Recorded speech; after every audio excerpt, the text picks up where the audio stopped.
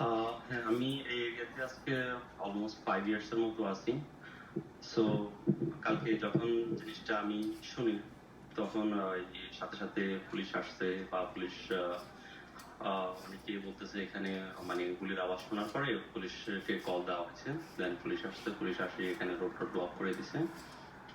এই আর কি। তো আমি যা দেখলাম, যা শুনলাম, ওর প্রায় 3 থেকে 4টা গায়ের মধ্যে 2টা জ্যাকেট ছিল।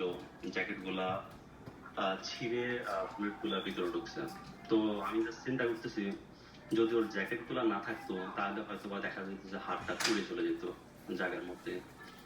তো যতটুকু শুনলাম ওর থেকে, জাস্ট ও এখানে ওর সাথে ক্রস করে ও চলে যাচ্ছে, চলে আসতেছে, ওরে সাথে টাকা পয়সা চাইছে, ফোন চাইছে, এগুলা দে নাই। দেন ও হাইটে চলে আসতেছে, তখন গুলি করতেছে। তো আমি চিন্তা করতেছি, আমাদের দেশের থেকে তো এই দেশগুলা পৃথিবীর উন্নত দেশ।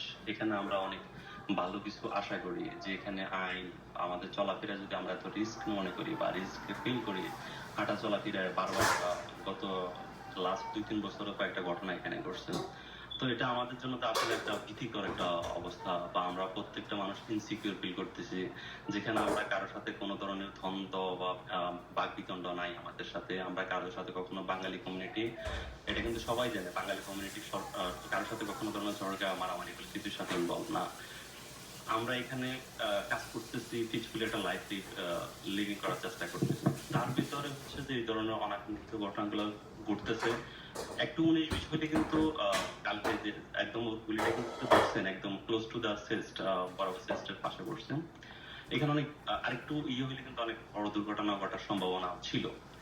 তো এগুলো হচ্ছে যে অ্যাগেন, আজকে ওর সাথে হয়েছে, আমরা কাজ করি, আসা যাওয়া করি বাইরে।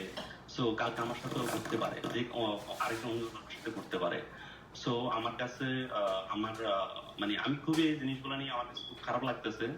সো আমাদের এদেশের গভর্নমেন্টের কাছে, এমনকি ল এনফোর্সমেন্টের কাছে আমাদের হচ্ছে যে রিকোয়েস্ট, ওরা অনেক বেশি পরিমাণে সোচ্চার থাকা উচিত, এবং কি ওগুলো নিয়ে কাজ করা উচিত। আমাদের লাইফে প্রত্যেকটা মানুষের জীবনের অনেক মূল্য বহন করে। তার পাশাপাশি হচ্ছে যে আমাদের এখানে যারা বাঙালি কমিউনিটি আছে, তাদের উচিত হচ্ছে যে যারা কমিউনিটি লিডার আছে, তাদের কাছে আমাদের রিকোয়েস্ট থাকবে, প্লিজ আপনারা বাঙালি কমিউনিটির জন্য কাজ করেন। এইসব আমরা অন্যান্য কমিউনিটি দেখি, ফর এক্সাম্পল, তারা তাদের কমিউনিটিকে অনেক বেশি পরিমাণে প্রোটেকশনের জন্য ওরা কাজ করে, যেটা আমার কাছে মনে হয় যে আমাদের কমিউনিটির মধ্যে এতগুলো ঘটনা ঘটার পরেও এখানে কিন্তু ওরা ওইভাবে কাজ করতেছে না।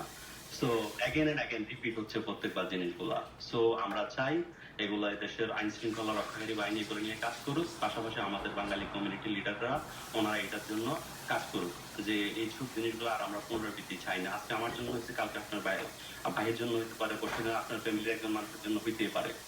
সো রিকোয়েস্ট হচ্ছে এগুলা, যেহেতু এগুলা একটা সোচ্চার হয় এবং এটা একটা বিচার পাই আমরা। থ্যাংক ইউ আপনাদের সবাইকে।